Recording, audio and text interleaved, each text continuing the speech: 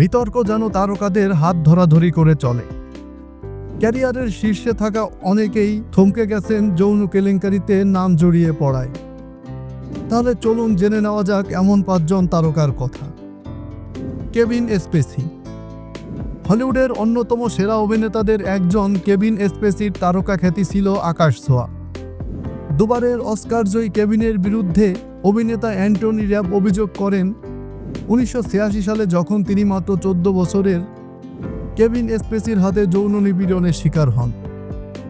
এরপর আরও 20 জনের বেশি পুরুষ অভিনেতার বিরুদ্ধে একই অভিযোগ করেন। নেটফ্লিক্স সঙ্গে সঙ্গে কেভিন স্পেসিকে আলোচিত সিরিজ হাউস অব কার্ডস থেকে বাদ দেন। প্রযোজনা সংস্থাগুলো চুক্তি বাতিল করে। মামলায় খালাস পেলেও এখন বড় প্রযোজনা সংস্থাগুলোতে কাজ পাচ্ছেন না এই অভিনেতা। Harvey Weinstein. হলিউডের অন্যতম প্রভাবশালী প্রযোজক Harvey Weinstein Shakespeare in love, pulp ফিকশনের মতো সিনেমা এসেছে তার কাছ থেকে। কিন্তু 2017 সালে নিউ ইয়র্ক টাইমকে তার যৌন কেলেঙ্কারি প্রকাশিত হয়। বলা হয় তিনি 2 দশকের বেশি সময় ধরে অভিনেত্রী ও কর্মীদের যৌন হয়রানি, ধর্ষণ ও ক্ষমতার অপব্যবহার করেছেন। বিশ্বজুড়ে তোলপাড় শুরু হয়। মুখ খোলেন অনেক অভিনয় শিল্পী। 80 জনেরও বেশি নারী প্রকাশ্য অভিযোগ করেন ওয়েনস্টিনের বিরুদ্ধে। 2020 সালে আদালত থেকে 23 বছরের কারাদণ্ড দেন। তিনি এখন কারাগারে। বিল কসবি।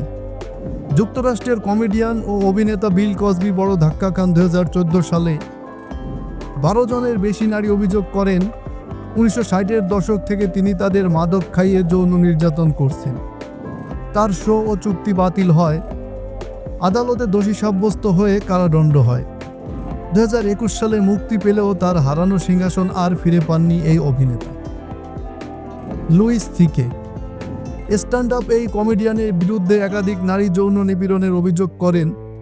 2017 সালে তার বিরুদ্ধে 5 নারী সুনির্দিষ্ট অভিযোগের পরই নেটফ্লিক্স এবং HBO তার সাথে সব প্রজেক্ট বাতিল করে।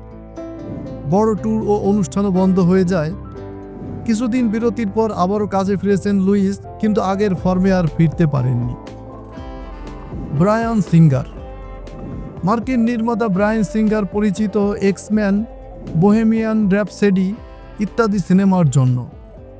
তবে তার বিরুদ্ধে একাধিক নাবালক যৌন নির্যাতনের অভিযোগ করে।